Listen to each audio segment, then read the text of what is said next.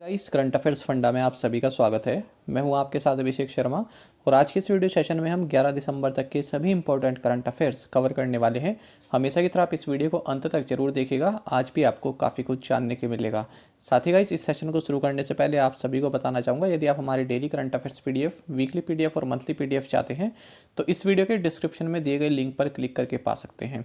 और साथ ही आप हमारा जो ऐप है, करंट अफेयर्स फंडा की ऐप है, इसको इंस्टॉल जरूर कर लें, क्योंकि यदि आप हमारा करंट अफेयर्स का जो पूरा पैकेज है उसको यदि आप बाय करते हैं तो वो पूरा जो पैकेज है, जो पीडीएफ है, आपको हमारी ऐप पर ही अवेलेबल हो पाएंगी।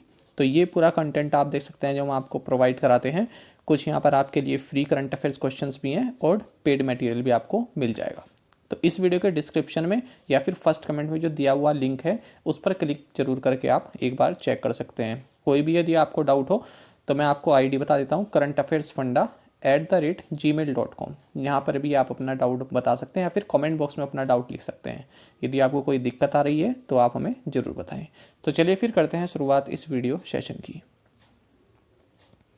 विश्व एलपीजी संघ यानी कि WLPGA के अध्यक्ष के रूप में किसे चुना गया है?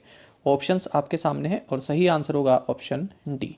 सो Shrikant Madhav Vaidya has been elected as president of world LPG association.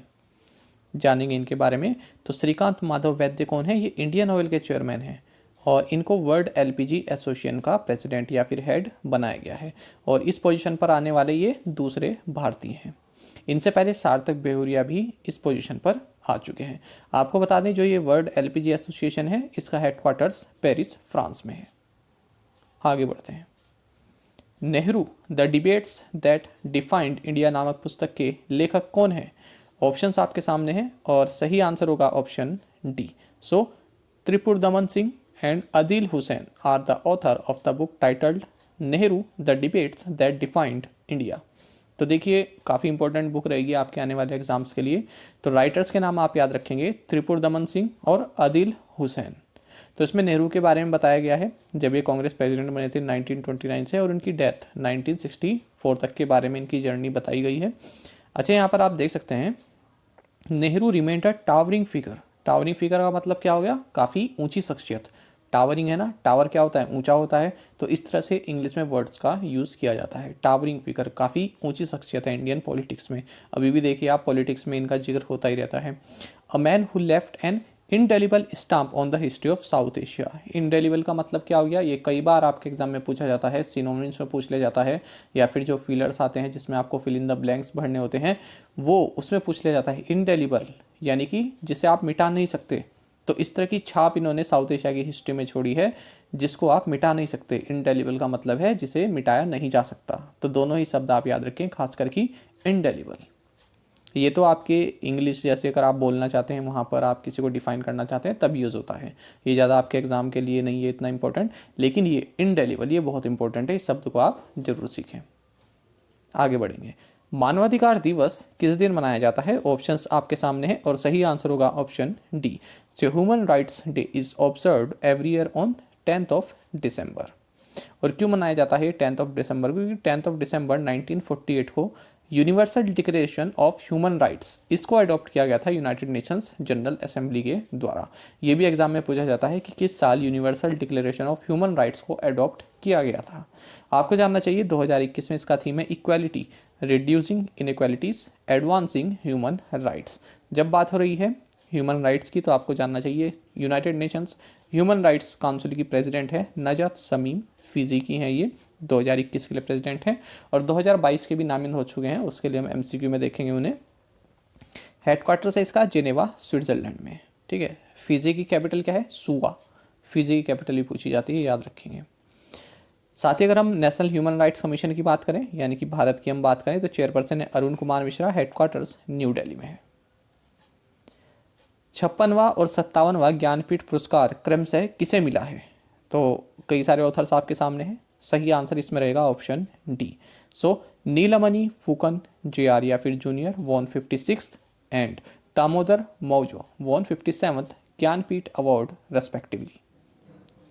तो देखिए, 2020 का जो ज्ञानपीठ है इसको 56th एडिशन ये रहा। ये जीता है असम के पोइट हैं नीलमणि फुकन JR या फिर जूनियर, और 57th ज्ञानपीठ अवार्ड 2021 का ये दिया गया है दामोदर मौजो को। आपको बता दें जो ज्ञानपीठ अवार्ड है ये लिटरेचर के मामले में सबसे ओल्डेस्ट है और हाईएस्ट अवार्ड है जो भारत में जो है माना जाता है अगर हम लिटरेचर की बात करें।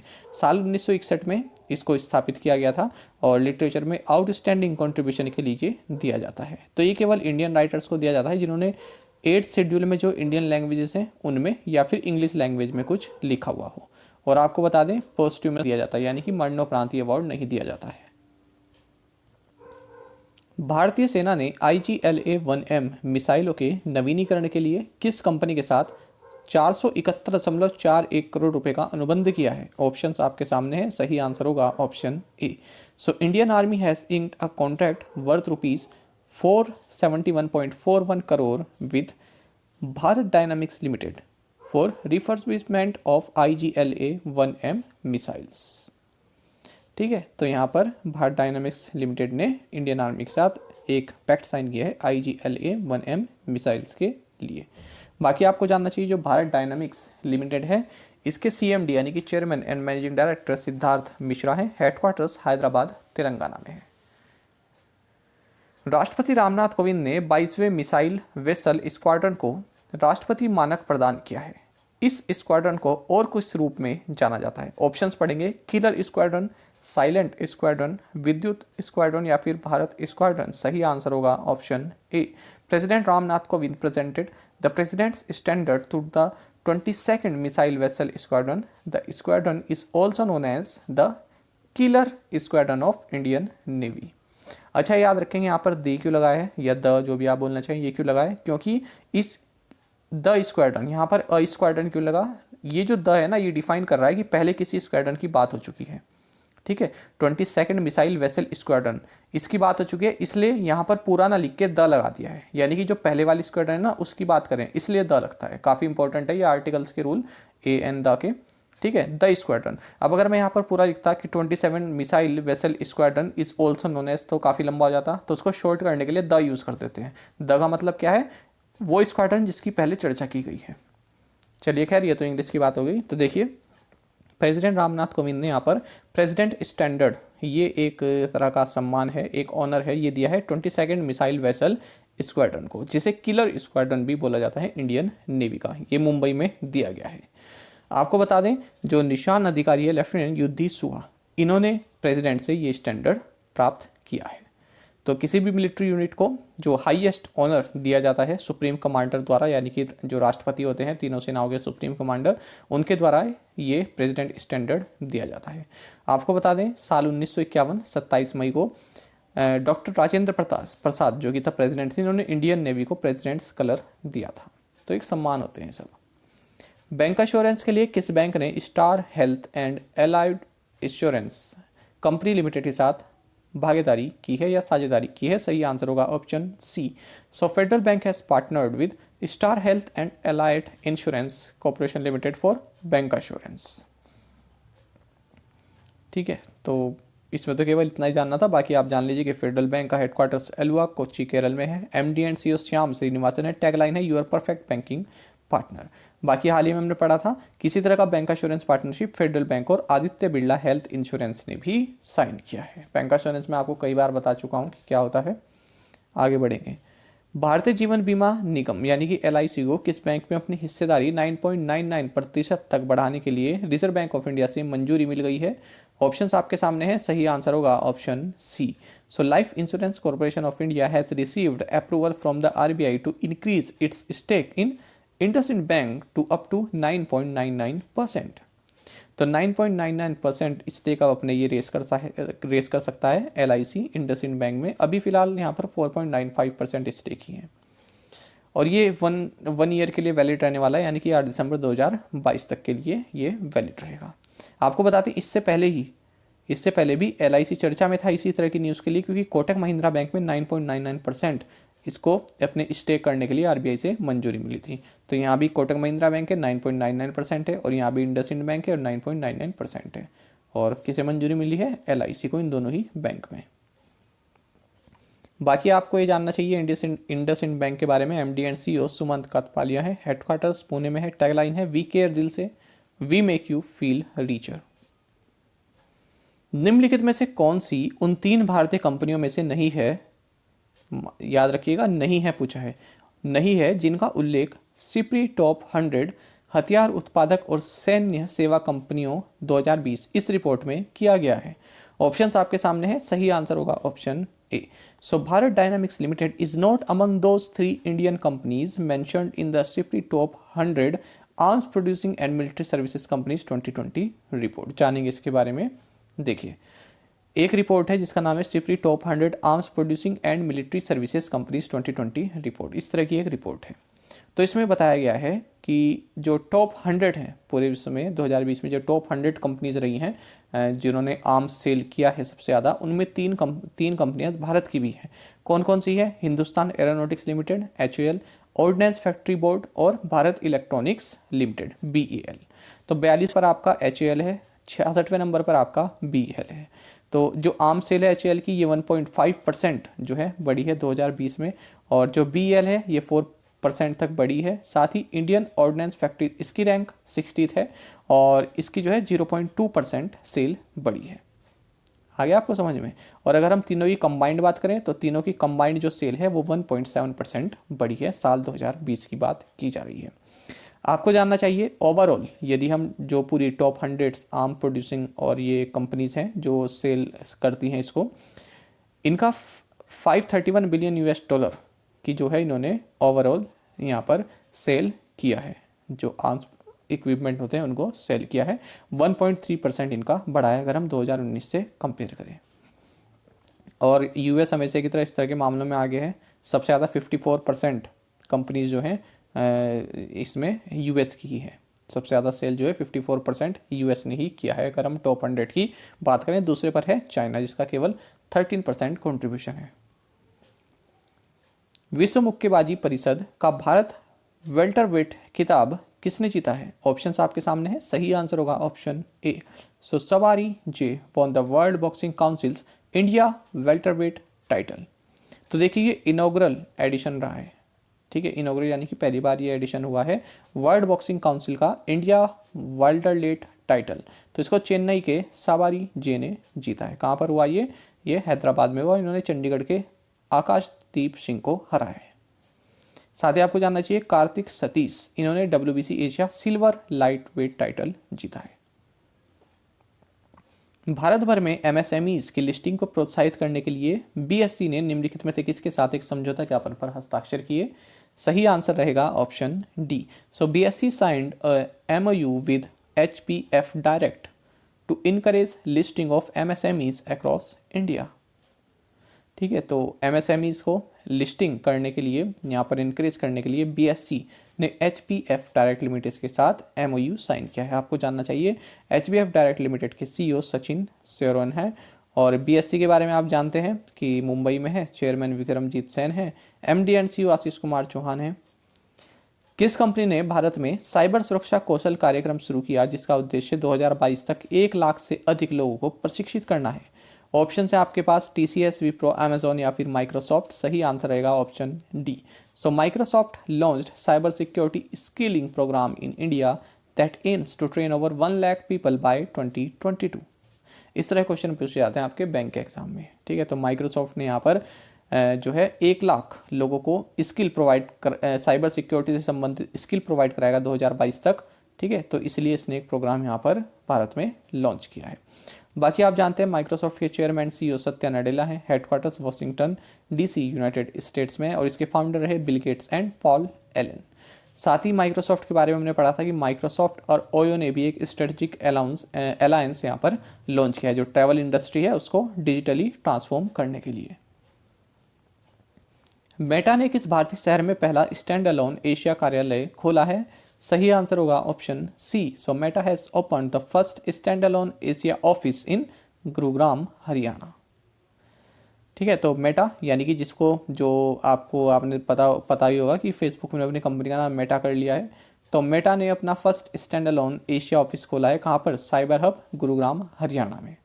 और इसको इनोग्रेट किसने किया है? जो minister of state for electronics and IT हैं राजीव चंद्रशेखर ने। पद्मश्री पुरस्कार से सम्मानित नंदा किशोर पृष्टि का हाल ही में निधन हो गया, वे किस पेशे से जुड़े हुए थे? ऑप्शन हैं स्पोर्ट्स, पॉलिटिक्स, टीचिंग या फिर जर्नलिज्म। सही आंसर होगा option C. So Padma Shri awardee Nanda Kishore Prusty passed away recently. He was recognised as a teacher या he was recognised by his profession teaching. तो देखिए पद्मश्री अवार्डी रहे नंदा किशोर पृष्टि, टीचर थे ये, काफ़ी इनका नाम था, नंदा मास्टर के नाम से इनको जाना जाता था। 104 साल की उम्र में इनका जो है देहांत हो गया है। और आपको बता दें रामनाथ कोविंद जी द्वारा इनको पद्मश्री से भी सम्मानित किया जा चुका है। युवा भू स्थानिक वैज्ञानिक पुरस्कार किसने जीता है? सही आंसर होगा option C. So Rupesh Goyal won the young geospatial scientist award. ठीक है, तो रूपेश गोयल ये IIT कानपुर से है, तो इनको यह अवार्ड दिया गया है और इन्होंने जो है इंडियन जियोड मॉडल और कंप्यूटेशन सॉफ्टवेयर में अपना कंट्रीब्यूशन दिया है।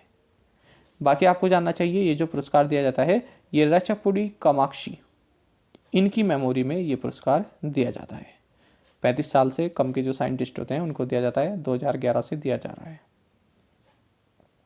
निम्नलिखित में से किसने ई सवारी इंडिया इलेक्ट्रिक बस गठबंधन CSL और WRI इंडिया के साथ मिलकर लॉन्च किया? ऑप्शंस आपके सामने हैं, सही आंसर होगा option C. So NITI Aayog has launched E Sawari India electric bus coalition with CSL and WRI India. तो देखिए गवर्नमेंट थिंक टैंक है, आप जानते हैं नीति आयोग, इसने E Sawari India electric bus coalition launch किया है किसके साथ मिलकर? CSL यानी कि कन्वर्जेंस एनर्जी सर्विसेज लिमिटेड और WRI इंडिया यानी कि वर्ल्ड रिसोर्सेज इंस्टीट्यूट इंडिया, इन दोनों के साथ मिलकर। और इसमें सपोर्ट रहा है ट्रांसफॉर्मेटिव अर्बन मोबिलिटी इनिशिएटिव का। विश्व असमानता रिपोर्ट 2022 के ऑथर कौन है या इसको किसने लिखा है, इसको किसने तैयार किया है? सही आंसर होगा option C. So Lucas Chancel authored the world inequality report 2022। देखिए काफ़ी चर्चा में ये वाली रिपोर्ट, जानेंगे इसके बारे में। तो वर्ल्ड इनइक्वालिटी रिपोर्ट 2022 है, इसको लिखा है जो वर्ल्ड इनइक्वालिटी लैब के को डायरेक्टर हैं ल्यूकास चांसल, और इसमें कई और भी इकोनॉमिस्ट शामिल रहे जिनमें कि थॉमस पिकेटी भी हैं, फ्रेंच इकोनॉमिस्ट हैं ये। तो देखिए इसमें बताया गया है कि भारत जो है ना काफ़ी पुअर है और यहाँ पर काफ़ी अनइक्वल कंट्री है, यानी कि जो पैसा है वो अनइक्वली डिस्ट्रीब्यूटेड है। यदि हम टॉप की जो 1% पॉपुलेशन है ना, जो सबसे अमीर है, उनके पास ही 1/5 से ज़्यादा जो है मतलब जो धन है वो है, जो संपदा है वो है। टोटल नेशनल इनकम का 1/5 तो केवल 1% के पास ही है जो सबसे टॉप की है। और अगर हम सबसे निचले की बात करें, बॉटम हाफ की बात करें, तो उनके पास केवल 13% है। ये बताया गया है यहाँ पर इस रिपोर्ट में। साथ ही इन्होंने ये बताया है कि जो एवरेज नेशनल इनकम है इंडियन एडल्ट पॉपुलेशन की वो 2,04,200 रुपये है, और जो बॉटम 50% है वो 53,610 रुपये कमाते हैं, और जो टॉप के 10% हैं वो 20 टाइम ज़्यादा कमाते हैं, 11,66,520 रुपया वो कमाते हैं। और एवरेज हाउस होल्ड वेल्थ जो है इंडिया में ये 9,83,010 रुपये है। साथ ही उन्होंने बताया कि फीमेल लेबर इनकम शेयर जो है वो 18% है, जो कि काफ़ी कम है। स्टार्टअप्स को अपना स्टार्टअप टूल किट प्रोवाइड कराने के लिए, ऑफर करने के लिए किस कंपनी ने अमेजॉन वेब सर्विसेज के साथ साझेदारी की? सही आंसर होगा option A. So Paytm has partnered with Amazon Web Services to offer its startup tool kit to startups. देखिए पेटीएम के बारे में आप सभी जानते हैं, तो इसने अमेजॉन वेब सर्विसेज के साथ भागीदारी की है। ठीक है, किस लिए? जो स्टार्टअप्स हैं उनको अमेजॉन वेब सर्विस यदि वो एक्टिवेट करते हैं तो जो स्टार्टअप टूल्स है वो प्रोवाइड कराया जाएगा। स्टार्टअप फ्री टूल्स, रिसोर्सेज और भी जो स्टार्टअप्स को ज़रूरी होते हैं, चाहे वो टेक्निकल से संबंधित हो चाहे मैनेजमेंट से संबंधित टूल है, वो प्रोवाइड कराए जाएंगे यदि वो अमेजॉन वेब सर्विसेज को एक्टिवेट करते हैं।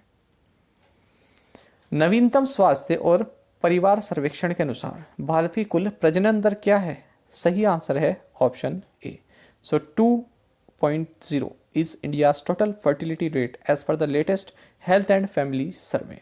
तो देखिए जो latest health and family survey है, जो इसका सेकंड फेज़ है और इसका 5th राउंड, इसमें कुछ आंकड़े निकल कर आए हैं जो कि काफ़ी अच्छे हैं। आपको बता दें ये सेकंड फेज़ है, फर्स्ट फेज़ साल 2020 में लॉन्च किया गया था। तो इसमें कहा है कि जो इंडिया की पॉपुलेशन है वो थोड़ा स्टेबलाइज होती हुई दिख रही है। जो टोटल फर्टिलिटी रेट है, टोटल फर्टिलिटी रेट का मतलब होता है कि एक महिला पर कितने बच्चे हैं, एक महिला के पास कितने बच्चे हैं, an average number of children पर वीमेन, प्रति महिला कितने बच्चे हैं। ठीक है, तो इसने बताया है कि ये अब 2.0 हो चुका है, जब 2015-16 में 2.2 था। ठीक है, ये बात इन्होंने बताई गई, जितना कम होता है उतना अच्छा होता है। और साथ ही इन्होंने बताया जो कॉन्ट्रासेप्टिव के जो तरीके होते हैं उसको भी लोग ज़्यादा अपनाने लगे हैं। पहले 54% था जब पिछली बार किया था ये सर्वे, और अब जो है 67% लोग कॉन्ट्रासेप्टिव को अपनाते हैं या उसको यूज़ करते हैं। अब देख लेते हैं प्रीवियस असाइनमेंट क्वेश्चंस के answer. Who is Germany's new chancellor? Answer is Olaf Scholz, और ये सोशल डेमोक्रेटिक पार्टी के हैं।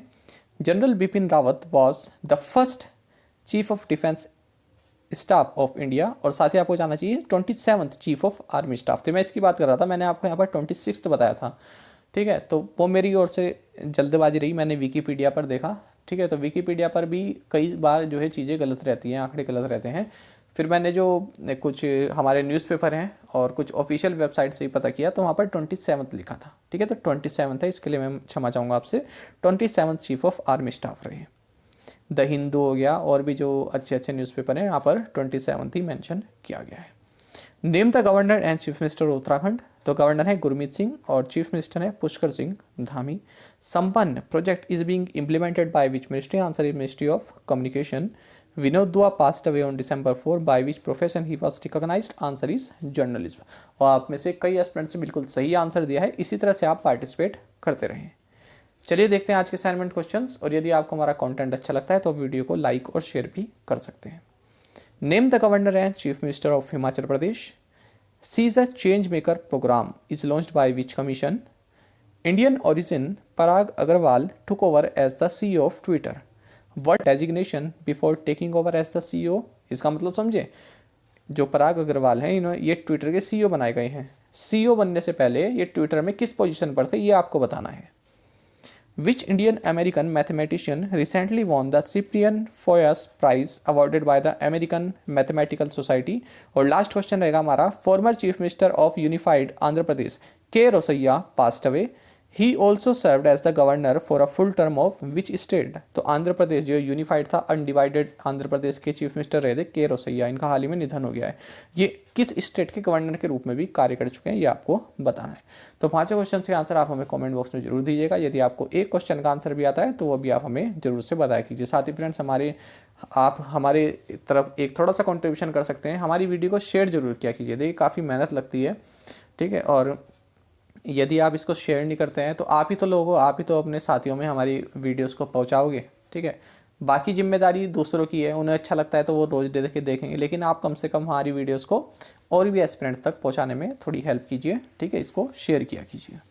साथ ही करंट अफेयर्स फंडा को आप टेलीग्राम पर भी ज्वाइन कर सकते हैं। यहाँ पर आप रेगुलर वीडियो अपडेट्स और करंट क्विजेस जो है अटैम्प्ट कर सकते हैं। साथ ही डिस्कशन ग्रुप में आप किसी भी क्वेश्चन का सोल्यूशन पा सकते हैं। दोस्तों यहाँ पर हमारे करंट अफेयर्स की प्लेलिस्ट दी गई है, इसको आप जरूर देखें। अपने दोस्तों के साथ, फेलो एस्पिरेंट के साथ हमारे फेलो एस्पिरेंट के साथ हमारे करंट अफेयर्स को शेयर जरूर करें। और आज का सेशन आपको कैसा लगा कमेंट बॉक्स में जरूर बताइएगा। Thank you guys.